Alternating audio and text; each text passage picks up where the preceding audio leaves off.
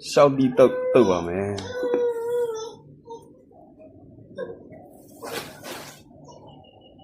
ဒါကတော့ပေါင်းကြည့်ပါညီပဲပစွန်ကြောက်ရဲ့ငပိရဲ့အငြိုးဒီမုတ်ပဲပုတ်ချုံမုတ်ထည့်ပါမယ်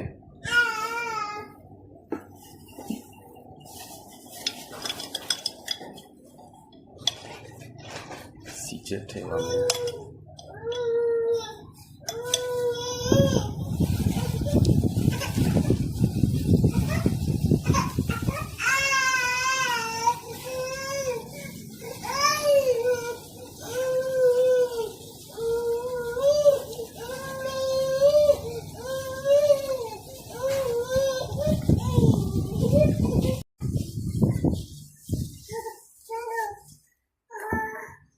小弟豆里စားလို့ရပါပြီ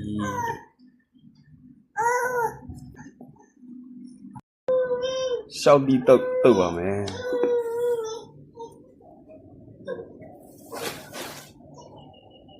ဒါကတော့ပေါင်းကြည့်ပါညီပဲ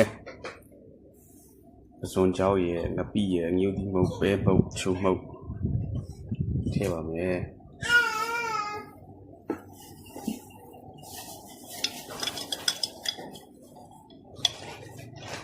စီချက်ထည့်ပါမယ်